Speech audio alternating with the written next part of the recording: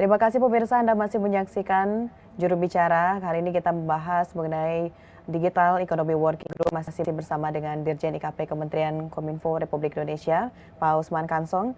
Pak Dirjen, salah satu isu yang juga akan kita bahas pada saat ini Pak, terkait itu adalah isu arus data lintas negara. Nah ini Pak Dirjen, bagaimana sebenarnya hal ini dapat berkontribusi begitu Pak dalam pertumbuhan ekonomi digital?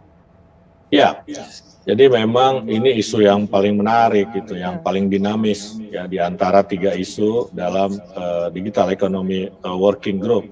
Kalau isu pertama, isu kedua, negara-negara G20 maupun Invite itu bersepakat lah ya, bersepakat. Nah, tetapi untuk arus data lintas negara ini yang diskusinya memang agak panjang, tetapi kita yakin akan tercapai kesepakatan ya dalam tingkat tertentu. Nah, jadi Indonesia tetap berpedoman pada kedaulatan digital dalam arus data lintas negara, tetapi yang harus dicatat adalah ini bukan berarti negara-negara ini punya ego masing-masing, tidak.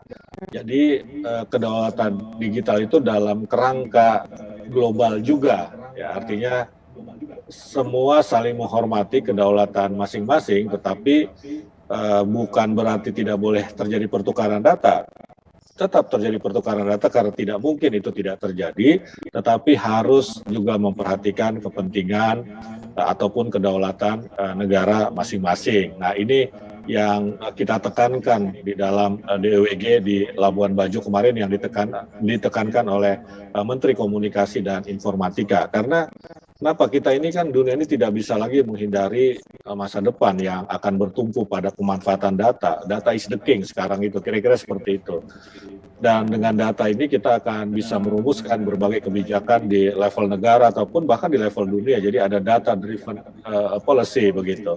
Nah, pemanfaatan data ini akan makin luas di kalangan institusi, pemerintah maupun privat sehingga membutuhkan kesepahaman mengenai kedaulatan data dan tata kelola data global. Jadi data ini di masa depan akan menjadi sumber ekonomi begitu, sumber ekonomi. Nah, sehingga memang harus ada fairness ya, ada transparansi tadi yang didorong oleh Indonesia dan ada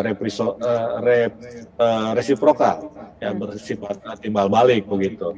Nah, kemudian pembahasan isu prioritas ketiga atau data free flow with trust dan cross border data flow ini akan semakin penting, semakin esensial karena definisi trust itu apa? Ya, definisi trust itu mestinya tadi lawfulness, ya, lawfulness berdasarkan hukum ataupun berdasarkan aturan begitu. Nah, jadi kita betul-betul menginginkan trust yang bisa kita rujuk, ya ada standar untuk mencapai trust itu, bukan yang sifatnya ya lihat nantilah begitu ya. Nah, jadi saya kira itu menjadi catatan yang sangat penting. Jadi cross data flow, cross border data flow dan data free flow with trust ini harus jelas begitu. Nah, saat ini kita kan membutuhkan tata kelola data yang bisa diterima berdasarkan kesamaan pandangan. Nah, kesamaan pandangan itu bisa dicapai kalau ada protokol ya, ada lawfulness tadi itu. Nah, salah satu pendekatan dan praktik yang memperhatikan kedaulatan data digital ini sebetulnya secara global ya ini tertuang dalam prinsip data free flow with trust tadi dan cross border data flow. Ya, tetapi memang sekali lagi ini perlu diatur, perlu didefinisikan lebih lanjut. Nah, kondisi itu memang belum terwujud ya, kesamaan atau commonalities di antara negara-negara ini mempertimbangkan nilai-nilai penting ya, antara lain tadi fairness, kemudian lawfulness, transparansi dan reciprocity antar negara. Tanpa itu saya kira tidak akan berlangsung cross data flow, cross border data flow atau data free flow with trust. Ya. Jadi harus ada keempat prinsip tadi itu. Ini yang ditekankan oleh Indonesia. Nah, kemudian pengakuan terhadap aspek-aspek tadi itu bermanfaat dalam pemulihan ekonomi dunia semata, bukan cuma bermanfaat pada pemulihan ekonomi dunia semata, tetapi ini akan mendorong tercipta sinergi, kolaborasi, bahkan ekosistem yang konkret untuk mewadahi perkembangan teknologi digital secara komprehensif. Nah, tanpa adanya praktik data itu, ya tanpa adanya praktik tata kelola data yang tepat serta inklusif, ya hampir tidak dapat dipastikan bahwa pemanfaatan data akan tidak seimbang. Ya ada kesenjangan kembali lah begitu. Padahal kita ini kan mau mencapai kesetaraan. Nah, tata kelola data antar negara ini tentu saja berkaitan bukan cuma dengan ekonomi, tapi macam-macam ya, geopolitik, geostrategis, kedaulatan, ya kemudian sosial, ya kemudian juga ya aspek-aspeknya banyak sekali dengan adanya pertukaran data ini. Kira-kira seperti itu, Mona.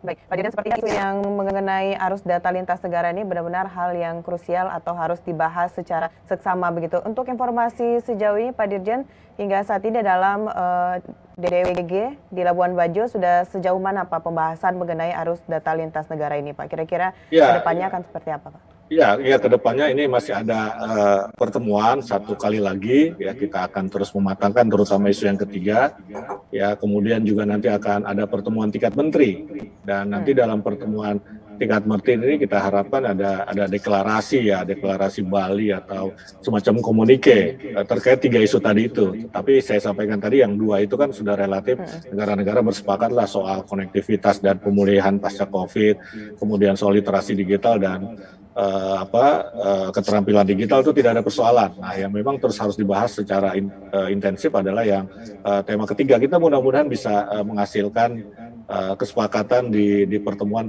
berikutnya. Masih ada satu kali pertemuan plus nanti di pertemuan working group bulan Agustus dan kemudian di tingkat menteri bulan September begitu. Bahkan nanti di tingkat tingginya barangkali akan dibahas juga di bulan Oktober atau November begitu. Nah, ini yang saya kira kita berharap ada kesepakatan begitu di antara berbagai negara. Tentunya kita akan masih menunggu seperti apa update pada bulan Agustus dan juga September nanti mengenai isu yang dibahas dalam Digital Economy Working Group ini. Pak Dirjen, kita masih ada satu pembahasan lagi, namun kita akan jeda pariwara sejenak. Pemirsa tetap di Juru Bicara.